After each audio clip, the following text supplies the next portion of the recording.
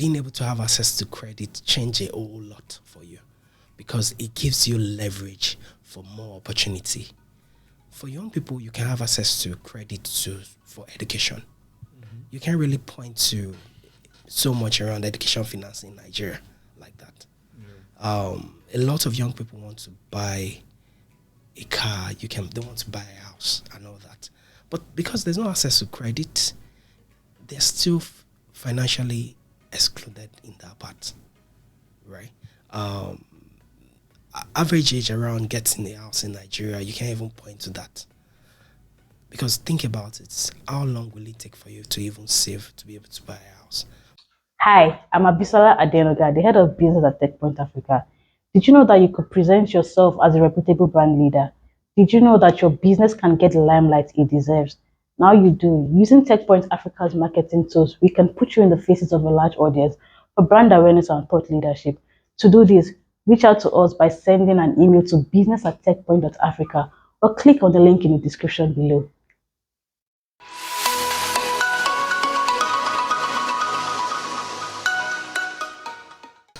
Hello guys, welcome to the Techpoint Africa Podcast. My name is Chimgozirim and with me here is Femi Iromini, the CEO of Moni Africa, and we are going to be having an interesting conversation on financial inclusion. We'll be focusing on Nigeria. We'll be focusing on Nigeria. Let me not give out too many details. Hello Femi, welcome. Hi, Chimgozirim. Good to see you again. Yeah. So just a little housekeeping before we get started. The World Bank defines financial inclusion as the access that people have to useful and affordable financial services. So whether that's savings, payments, insurance, or lending. So that's like what would guide our discussion. But do you have like a different definition of financial inclusion? So I think based on the definition you gave, or stipulated by World Bank, it captures the key points as to what financial inclusion should be. More so, it's one thing that you have access, it's another thing that it's affordable, it's another thing that is reasonable, and also being sustainable, right? So I think it's all encompassing. Basically. All right. So I think anybody who listens to the news frequently, especially if it's related to the CBN, would probably hear, we are trying to drive financial inclusion. We had this space, and one of the people who spoke, he made a comment and he was like, we've been having this conversation for years and not much has changed. So why do we keep on having the conversation of financial inclusion? So let's start with that. How important is financial inclusion for a country like Nigeria or for Nigerians? So, financial inclusion is actually the bedrock to building a thriving society, right? You think about it like being part of everybody's daily life, right? So, for instance, you have a young lady that wants to start a business, right? The first level is being able to have the resources or the financial resources to be able to start the business, right? Yeah. So that creates the question like about how will she have an account, or is she going to take it as cash, or better still, how is she, even when she starts the business, how will she receive payment for the service, right? So in a way, the way our lives has evolved so far, there's so much that connects to financial inclusion around it, right? And when you're thinking about financial inclusion in phases, the first part is you talking about identity, right? Okay. Like, the entry point is more like, how can I identify that you are who you say you are, right? And that comes into play, like you're talking about things like BVN, stipulated by CBN in Nigeria, right? And then, when you look at the full spectrum, you start thinking around things like, what is the foundation to this? Being able to have a transaction account is actually the gateway to every other thing that has to do with financial inclusion. It's when you have an account that you can actually talk about the fact that you can receive money, you can spend that money, you can receive payment, right? Before we now start the discussion around what is your financial history, then you start thinking around financial footprints. What is your credit history, credit score? How will you have access to credit itself? And more importantly, can you move a lot further in the spectrum by being able to have that literacy to even invest, right? So by the time you combine all of this together, they play major roles in the way we live today, right? And when you think about that, to a very large extent, having access to financial services can change a lot of people's life, right? It's when you're able to receive that payment or make payments that you can call it a transaction. And more importantly, you can pay for your school fees. You can pay for your children's school fees. You can pay for your health. You can pay for goods as an individual. As a business, you can explore more opportunities because you have an account, right? You can pay for goods and services both locally and internationally, right? And when you take it a step further, in a country like Nigeria, where access to credit is still very low, people pay for everything upfront. I want to buy a car. I want to buy a house. A lot around mortgage is still not working because of credit as well. So when you think about that, if you're able to pass through the spectrum of having a transaction account, you move for that to being able to receive credit, cash and all that, then being able to have access to credit change a whole lot for you because it gives you leverage for more opportunity. For young people, you can have access to credit for education. You can't really point to so much around education finance in Nigeria like that. A lot of young people want to buy a car. They want to buy a house and all that. But because there's no access to credit, they're still financially excluded in that part, right? Average age around getting a house in Nigeria, you can't even point to that. Because think about it, how long will it take for you to even save to be able to buy a house? But when you think about a lot of developed country, the leverage is there when it comes to access to credit, and it makes them to be able to have access to good things of life, to be able to plan ahead, and being able to actually kickstart their life while you're talking as an individual and more so as a business, right? The same thing pertains to you starting a business in Nigeria. A lot of even big businesses, they can't access credit. So in a way, we've done a whole lot. Government has done a whole lot. International development, they've done a whole lot when it comes to financial inclusion. But we still have a long way to go. But when you think around the importance, it's going to spur us to be able to do more. Okay. So, building on that, what do you think are some of the reasons the financial inclusion growth has been very slow? I think it was probably 2015 or 2016 when CBN really started hammering on financial inclusion, but there has been very little growth on that end in the last decade. So what do you think have been the biggest challenges in making more Nigerians come into the financial system? So let's start with the entry point. For you to have a transaction account, that means you have to have the right documentation, right? And when you think about that, it starts from how can I even identify myself, right? Is he leveraging on BVN or NIN also? So in a way, one of the biggest challenges is having the right documentation to be able to have access to even initiate the first step in financial inclusion. The other part is there's a huge gap in terms of learning. Better still, financial literacy. A good part of the population, because of the quality of education or the kind of education, cannot necessarily make informed decision around their finances. Or better still, even the reason why they have to be financially included, right? And when you think around the population disparity from different regions and all that, in a way, you get to see that you have to do a lot of localization or even decentralizing learning when it comes to financial literacy, right? So if we have the right access to financial education, or a lot of people are financially literate, they want to be included, right? Another one is financial services or transaction. Most of the time, it sounds scary to most people that are not included. Necessarily, most of these people they don't have the means, right? And when you think about the transaction costs, it's a whole lot. I'm barely earning 500 naira, and you're telling me to pay charges of about 50 naira, right?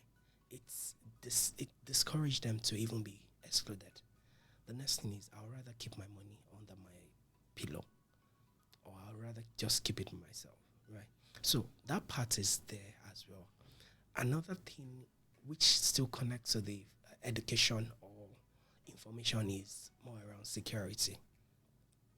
Often when you get to see things around, my mobile application was hacked, someone was using my account. For someone that is not included, even without getting enough details, when they hear things like this, they will not want to be included at all. Yeah. And it now goes down to the things around documentation. Like, okay, someone else can use another person's BVN. So many patterns when it comes to fraud. So a lot of people that are excluded now, the more they hear that, the more they want to just stay excluded. So if there's clear awareness around why these things are happening, how can they protect themselves, it's going to actually help a lot, right? But really, those are more like the key pointers to the fact that, to the reason why people are not necessarily included.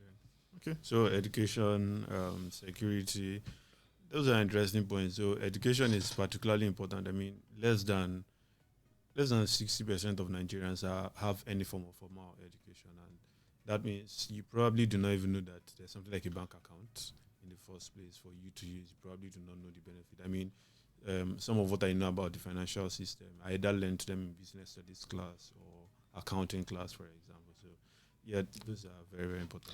And also, general education is the first level, but you're now talking about financial literacy is another thing entirely. A lot of people might be educated, but not financially literate. And it starts from the fact that maybe we've not imbibed this into our everyday learning point. Not to now talk of the people that are not educated at all, for you to bring financial literacy to them. It just tells us that we still have a whole lot of work to do, basically. Okay. So I'm interested in the education part, especially financial literacy, partially because it's not, it doesn't always look like a business opportunity to teach people about their finances. It's not always a very lucrative opportunity. So how do you think we could increase financial literacy rates? Is this something that the government should be paying more attention to, or is it something that maybe individuals or businesses can say, okay, in order for us to just drive adoption, we should focus on financial literacy? So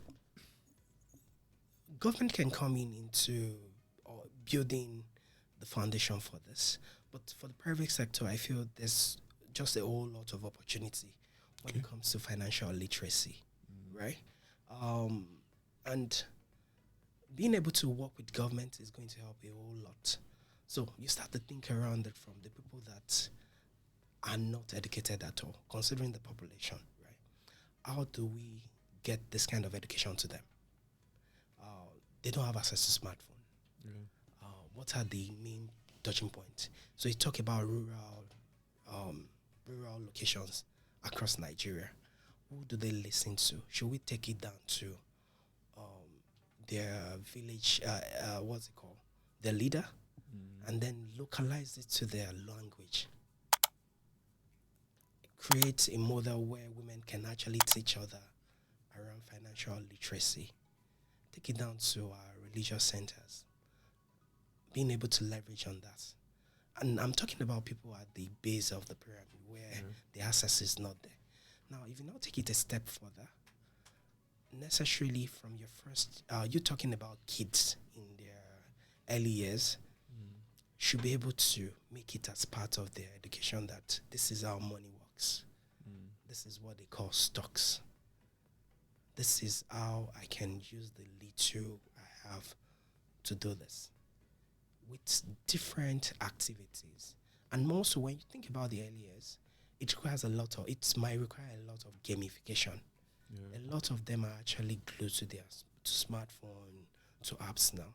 What if you design a model where they can earn something, they can earn a reward while teaching them financial literacy, while completing different tasks, right?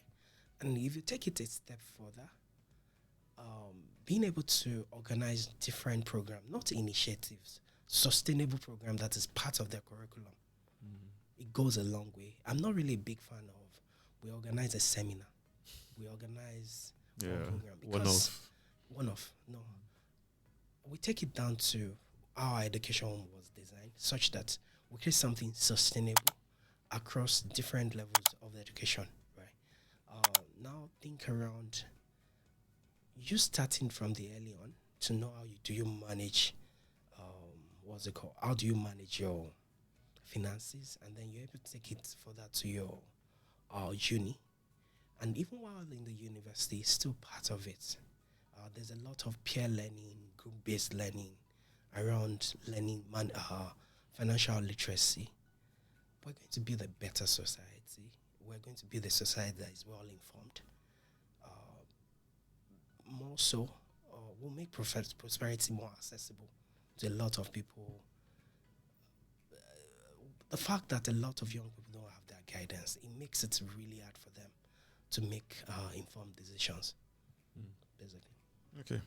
So there's this recurring argument that one of the reasons, or some people say is the major reason why there are a lot of financially excluded individuals in Nigeria is poverty. So what's the link between poverty and financial inclusion? So, like I mentioned earlier, for a farmer that barely earns about 2,000 naira selling cassava, right? The reality is, being financially excluded or included is secondary to him than survival. Yeah. You're going to save money when you have. If you don't have enough, such that the little you have is meant for food, for shelter, it will really be hard. So when it comes to things around financial inclusion, we don't leave aside financial empowerment as well.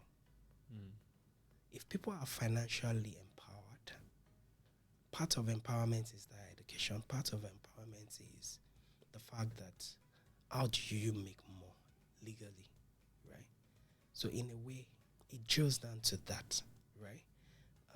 And the other part is the more people are not financially included, the more they get poorer. Because that exclusion keeps making it really hard for them to access the opportunity that are linked to being financially included. It's when you have an account that you can receive money. If you don't have an account, you can't do more than the cash you're doing. It's when you have an account that you can actually say you have a transaction issue that you can use to access credit. Think about that same farmer. Like, the first case is, I feel I don't have enough. I'd rather just keep my money under the mattress, right? But I have that awareness that I have to be financially included. Then I take the first step. I'm trying to talk about the journey to being included and do more. So I got that awareness, maybe from my friend that, Shola, Jide, why can't you? This is the reason why you need to have an account, right? I was able to open the account, and after then, I started receiving money with the account. At the point, I'm going to have that clarity that as a farmer, there's this program by this bank or this institution that provides input or financing for farmers. Because I have an account, it makes me qualified to actually have access to this. And that's another phase, which is more like credit, right? With that, I can even take it a step further because I'm financially included. You can start talking about things like insurance, HMO, investment. Whereas I can have a better plan to take my family out of poverty, right? So being financially included, it's going to do a lot more in terms of removing a lot of people from poverty. Okay. All right. So my next question would be around the role of governments. A lot of development won't happen without governments either stepping in or just aiding the people that are on the field. So what do you think is the role of the government in driving financial inclusion, just beyond making, maybe putting out a press release that this is what you want? What is the role? What can, like, active steps that the government can do to drive financial inclusion? Yeah. So when you talk about this press release, they are good, but one of the biggest role is being able to create beyond the press release, like policies that are clear, not complicated, and well planned out, right? Based on my experience traveling across, in a way, we're trying, but just need to do a whole lot more. So the biggest part is being able to create an enabling environment for the people that are providing services for financial inclusion to thrive, to grow, right? This policy will support them, will enable them to have a conducive environment to grow their business, to be able to provide more opportunities for people. Imagine things around having access to cards, account. It goes a long way, right? So the other part is creating a very healthy environment for financial services institution to actually compete, healthy environment to compete, and to create something that is actually sustainable. And that drills down to the kind of policy we're pushing out. Also, the biggest one is more like strengthening the infrastructure that enables financial inclusion. For instance, there's credit bureau, right? But we can still do a whole lot more with the credit bureau. In a way, you still have a lot of people that they don't actually have any record. You can't get any data on them when you get to credit bureau. And when you think about things like this, having data in silos, having identities in silos will not help. Being able to create an holistic, centralized platform that houses data about people will make it easier for financial institutions to be able to provide services. I'm a credit company. I want to provide this. It's hard for me to connect different data points together, right? Without that, I really don't have that protection. I don't have that enthusiasm to be able to provide the services, right? So the biggest one for me is actually around the infrastructure, right? So yeah, pretty much those are my thoughts. Okay. Infrastructure. All right. I hope the government is paying attention and they'll get around to doing that. So the next question would be how technology and specifically fintech startups can improve financial inclusion rates.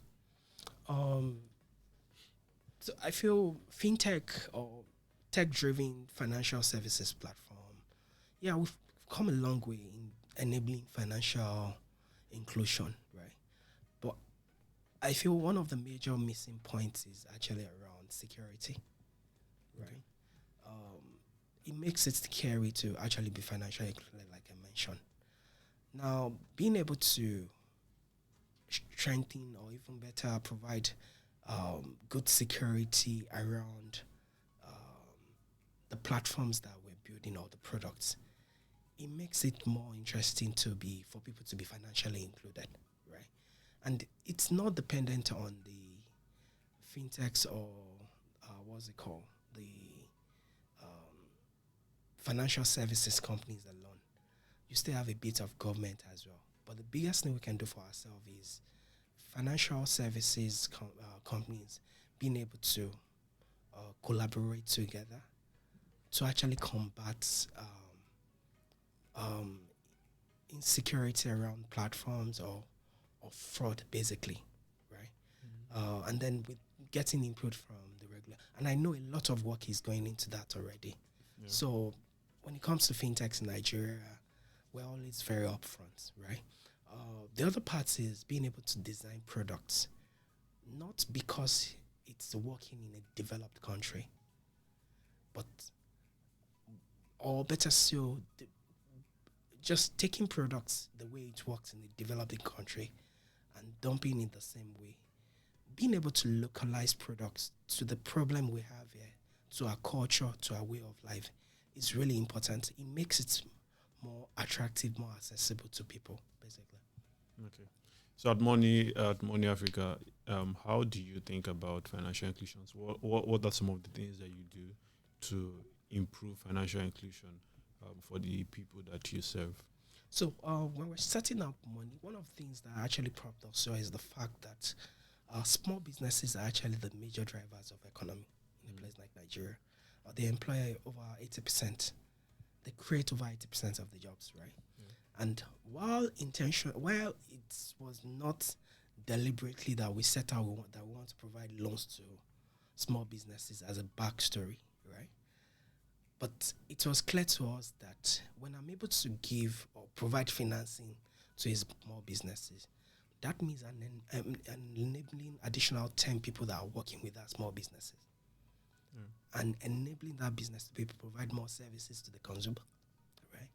So, in a way, when we think about that, the biggest thing for us is small businesses. How can we support them? And that's spurs to ask the question, how can you provide credit sustainably to small businesses, right? Often, a lot of financial services company try to avoid it because still based on the financial inclusion we're talking about, data, access to data, or better still, the data is fragmented, right? For you to get credit data from credit bureau about a particular business is hard. And sometimes some of these businesses, they don't necessarily have an account, right?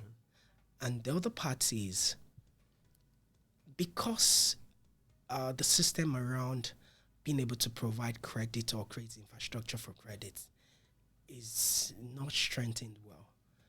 There's no sense of recourse around the fact that if I take a loan today, if I cannot pay, I can just get away with it. The worst that the bad lenders can do is they're going to send a message to a firm, which is a very bad practice, right? Must we get to that point to be able to provide access to credit? No. So those were some of the challenges we talked about when we're starting out Moni. Like, it's really hard to provide loans to small businesses without access to data, without thinking around the sense of around recourse, that if they default, what are we going to do? And like I mentioned, that took us back to be able to create an homegrown solution from the way people live, right? And that sense of concept of community propped up that in this part of the world, the way we live is actually around communities. You're getting married is more like a community thing. They're going to pick a Ashwebi. You are naming your child. There's always that thing around. I want to be part of this. I want to be among. I don't want to be left out. And when we talked about it, that this is how people live, right? Our thinking is, how can we actually build a product around us? Or better still, we saw a model where we're providing loans to some small businesses, like 5 of them, and they created a WhatsApp group. They were accountable to each other, right? We learned from that creating a WhatsApp group is actually a form of community already, right? So we learned from that. And the other part is, if we take it a step further, when you have a community, there's a common interest. And for this, the common interest is we're small businesses. We don't have access to credit. We are intentional about growing our business, right? So, how do we make sure we're accountable to each other? So the other part is, can we create a sense of recourse where your bad behavior affects every other person? Some people would say that's unfair. It's unfair when you're working with the wrong person. It makes you to be intentional about who we are communing with. Yeah. Because there's a community. It creates that sense of collaboration. We've seen it you've seen it with our numbers. Like, you get people to be of good behavior without game shaming them, name calling them or anything. So they correct each other, they support each other. It even makes them to be responsible. And that was what we learned, that a lot of the small businesses that were necessarily financially excluded because they can't access credit, we're able to create a model that makes them to have access to credit, leveraging on communities, right? And with that, we supported over 10,000 businesses across 3 countries, Nigeria, Benin Republic, and Guinea-Conakry. And what we've learned is the fact that the community model, that sense around community, that is a social way of life for us in this part of the world, is similar across these 3 countries, right? And consistently being able to provide to these 10,000 businesses, we've disbursed over $30 million worth of loan. And the biggest lesson for us is often a lot of financial institutions, the reason why they charge high interest and all that is actually to de-risk the fact that I don't have clear data about these people. But with the model we're using, we're able to create a balance between the unit economics of these small businesses and being able to provide loan for them at a decent interest, and consistently with over 30,000 loan that we've disbursed, we've achieved 99% repayment consistently. It means there's still some good businesses out there. It's not all bad news. So at the top of this is the fact that businesses that were excluded before financially without having access to credit were able to design a model that works because of their culture or their way of life to be able to help them grow their business. And on the average, these businesses, they're growing very fast. Average of 30% month on month, creating more opportunities, employing more people, just changing lives. It's interesting. All right. So thank you so much, Femi. I think that has been an interesting one on financial inclusion and how Nigeria could get to improving the rates and hopefully improving the prosperity rates, or just getting more people to have a better quality of life. So thank you so much for coming on. Thank you very much. Thank you so much, guys, for staying with us. That was not very long, but hopefully you picked out 1 or 2 really interesting or important things that you could use. And just before you go, I'd like to encourage you to subscribe. So the thing is, when you you're helping other people discover it, in case you think it's just you being nice. So you're helping other people discover the nice video you watched, and you're also helping us grow. So thank you so much for liking, subscribing, and sharing it on all your social media platforms. Until I call your way next time, as they say, this is goodbye. So bye.